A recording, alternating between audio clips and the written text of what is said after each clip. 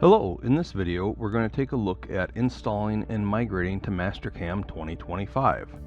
The first step is to go to mastercam.com and click on the login to my Mastercam. If you have a login, you can enter it and log in. If you forgot your password or email address, there's functions for recovering them, or you can create an account. Once you log in, you can click on this large red Download Now button and it'll download Mastercam 2025. Once you have Mastercam downloaded, simply double-click on the exe and it'll launch the installer. There are a couple different options in here. There's some utilities, there's some licensing things that will also be installed with Mastercam. And there's some documentation and guides. That info will be installed as PDFs when Mastercam is installed as well. So I'm going to go to the Mastercam 2025 installs. I'm going to choose my language. Next, I'm going to, you can choose to configure your company name. It does allow you to choose different folder paths here, but do not change them. Even if you want to be using a network library share at the end of this, you want to install locally first, or you can potentially run into several different kinds of problems. So install local, you do your migration, and then you set up a network share per our guide on our website for setting up a network library share. So to start the install, I hit next. I will have to read and agree to the license agreement, and then the install starts. Once the installation is done, you can hit the exit button, and you'll now have a Mastercam 2025 icon on your desktop. I will double click this to launch Mastercam for the first time. The first time you launch Mastercam, it does finish completing the install. It builds some folders and registry keys that don't exist until you launch, and because of that it will take a little bit longer to launch. You will also likely receive a licensing message that you'll have to hit OK on. This will pop up randomly a few times. The first time you launch Mastercam, you'll be asked if you want to join the Mastercam customer feedback. This just looks at what functions you use in what order. Doesn't record any critical data or values. They're just trying to look at usage and use that to help with their statistics. You can choose not to join. Now my Mastercam 2025 is installed, but none of my custom library files will be there. My posts, my tool libraries, anything you've customized, they need to be brought up from the previous version. To do this, I go to File, Convert, Migration Wizard. I always use Advanced, and I like to start by just migrating the posts. You can migrate everything right away, but if you have any errors or anything, it's a little bit easier to read the report if you haven't migrated everything. So to do the posts, I just need to migrate the shared folders. It will look at your system and find the latest version of Mastercam you have installed, and whatever path you're using in that version, it should find it. Even if you're using a network share, this will be a network path. It should find it. And as I mentioned earlier, if you're using a network share, we want to migrate locally first, make sure everything's working, and then rebuild the network share. Don't migrate right from network to network. Go from network to local and then build the network share per our guide after. You shouldn't need to browse, but if this is the wrong path, maybe I installed 24 but never used it and tested it, and I want to migrate from 23, then I'll have to migrate to my 23 path and browse to it. For file types, I'm going to click on the file types box there. That'll deselect everything. As I mentioned, I'm just going to start with my posts. So bare minimum, I'm going to want control definitions, machine definitions, and post files. That's bare minimum. If you have purchase posts, there's going to be license files, and you're going to want to select miscellaneous data files. If you're unsure about these, it doesn't hurt. Just check them all that I'm checking. Also, if you have custom posts, if you have machine simulation, you're going to want to check that. Or if you have mill turn environments, for instance, if you have the mill turn product up here and you choose posts out of that menu up on top, you'll want to check your mill turn machine environments to migrate those as well. Once again, if you're unsure about some of these, just check all that I've checked. I'll go to next. I know I'm specifically migrating from 24, so I'm going to uncheck these. It doesn't hurt to leave them in, but if there's any kind of extra stuff or a mess in that folder, this has the potential to clean it up so you don't end up with, like, you know, you're trying to, there's a 23 file and a 24 file in there. You could end up with both of them kind of rebuilt into 25. So this just helps make it a little bit cleaner. I'll hit next again. This is just kind of a review. Everything looks good.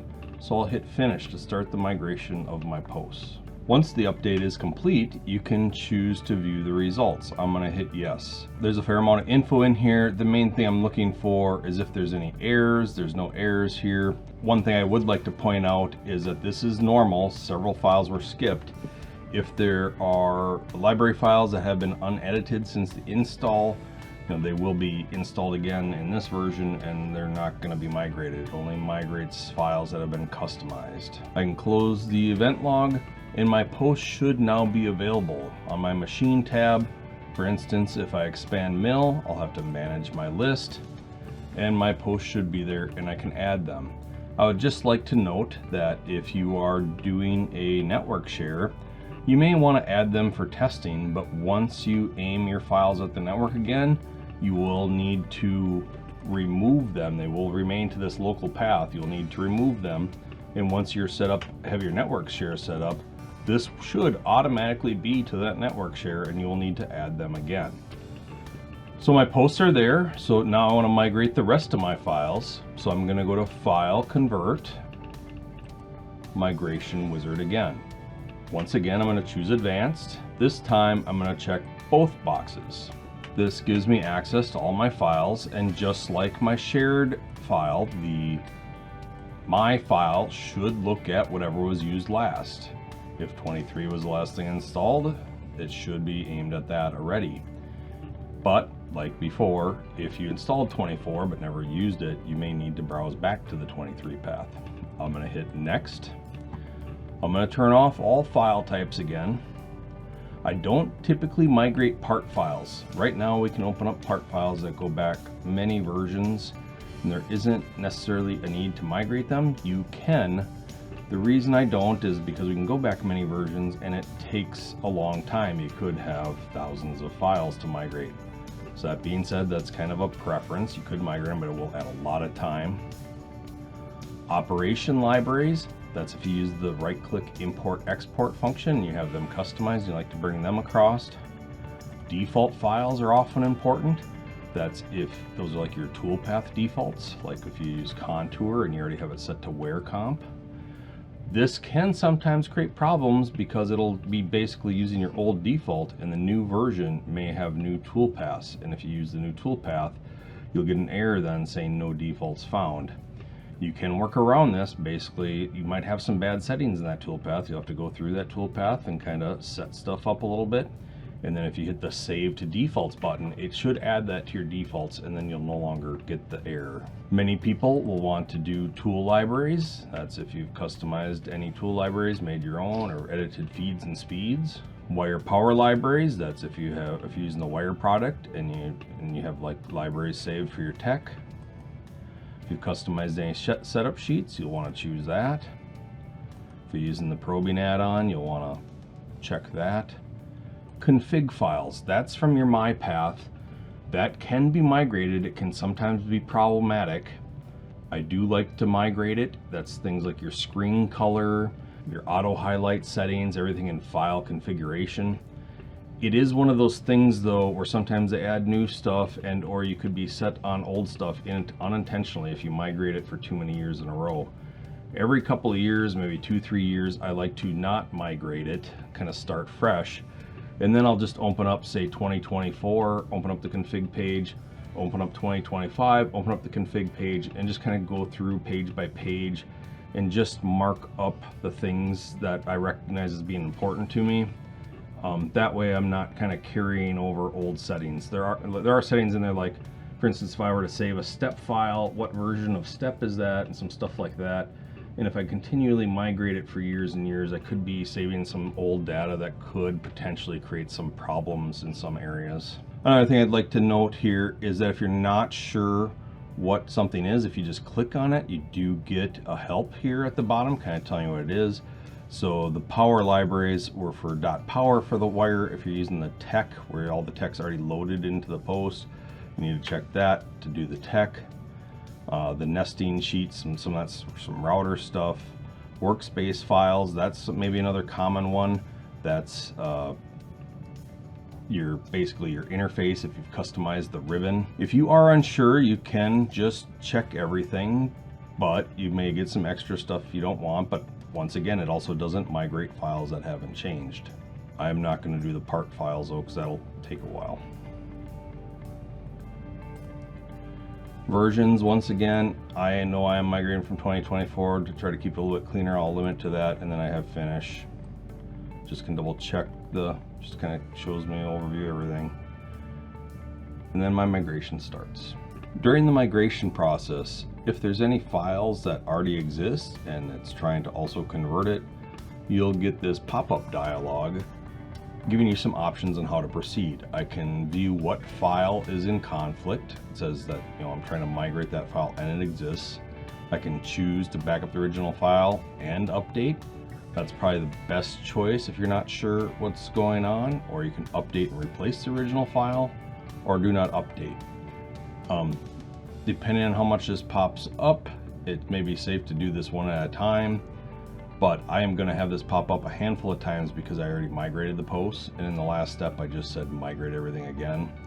So I am going to apply this action to all subsequent conflicts, and I'll just update them again and replace the original. I'm not going to keep the backups. Once the migration is completed, you can choose to view the results, the report. Once again, I'm mainly just looking, it says something about errors. If there are errors, you may want to contact us and we may want to take a look at it. Once again, it's very common that many files are skipped. Now my Mastercam 2025 should be ready for use. You should have all your posts or custom files available to you. You're gonna want to test stuff out. For testing, I suggest maybe taking an old file, opening it up, reposting. You can compare the code from the old to the new. Once you're satisfied, if you're doing a network share, then it should be safe to copy your folder to the network and aim at it per our network share guide. And then, once you have that done, the point of a network share is multiple users are using it. Once one user has that set up, then the migration is basically completed for all the users. Just install the Mastercam and aim at that new network share. Thanks for watching.